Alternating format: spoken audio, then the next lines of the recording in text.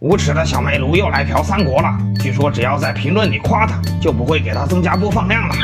亮子，你看这装修，这品味是不是很不一般？确实雅量高致。那当然，这可不是一般的人家。敢问这是哪户人家？小桥流水人家。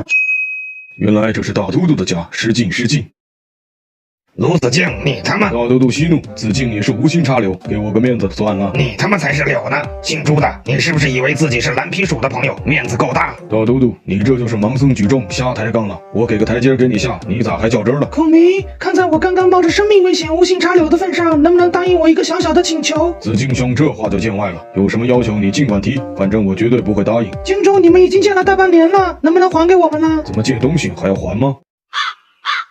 多新鲜呐！感情你压根儿没打算还是吧？吴侯坐拥江东6郡，我们只不过借了区区一个荆州，这就好比借个光，借个道。大都督，你借这些东西会还吗？诸葛村夫，你他妈还真会比喻。那刘备手下有几万人，我借他一个军师的人头，应该也不用还吧？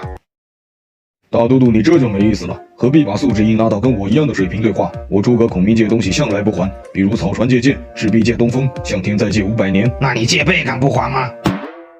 所谓有借有还，再借不难。做人最起码的道德总要有吧？道德有啥用？好给你绑架吗？我靠本事借到手的，凭什么让我还？再说，如果还是为了再借，那还要我还干嘛？你就当又借给我了便是。诸葛村夫，你真他妈是拿大粪敷面膜，臭不要脸！大都督不要焦躁，你的社会经验太浅薄了。既然决定借给人家，就要有别人不还的心理准备，哪有借了东西还催人还的道理？你竟然振振有词的厚颜无耻，就休怪我发兵把荆州抢回来了。大都督你怎么能这样呢？光天化日，朗朗乾坤，明目张胆的抢劫，还有王法吗？我操！你赖着不还没事，我拿回自己的东西还犯法了？大都督，你这就是法盲啊！我借东西不还，只是民事纠纷，你敢抢劫就要负刑事责任，请大都督三思而行，冲动一时爽，铁窗2行泪。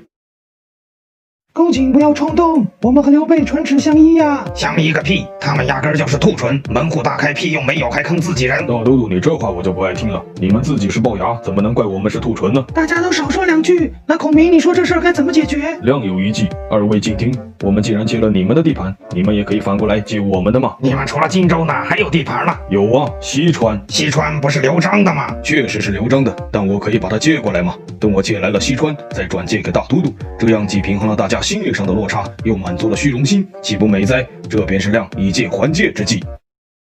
我受累问一句，亮子，你的借呗是不是白条还的？大都督，你是怎么知道的？怪不得大家都说你是神人，原来你就是那种左右脚互踩着就能升天的。大都督谬赞了，你直接吐3口血也能原地升天？少废话！如果刘璋不借给你西川怎么办？你这不是太监入洞房，吹得热闹，但没个卵用吗？大都督的估计确实有道理，要不你再把会计借给我，我反手再把会计借给你，这样没有中间商赚差价，岂不更美哉？这便是量以彼之借还施彼借之计。把我的会计借给我，姓朱的你真是鬼才，我干脆把财物也给你好不好？大都督不要说笑，我们现在探讨的事情相当严肃。亮子，按你这逻辑，还不如直接把我们借给你的荆州再借给我们，不然我们师出有名，必然大军攻之。好吧，既然大都督蛮不讲理，那就请写个借据给我。诸葛村夫可真有你的，我们拿回自己的东西还要给你写借据。就是当初我们借荆州给你们的时候，也没让你们写借据啊。当初我们没写借据？没有。就是说你们现在没有证据证明荆州是我们借你们的？是的。子敬，你他妈闭嘴！孔明，我来给你写借据。拜拜。诸葛村夫，你他妈。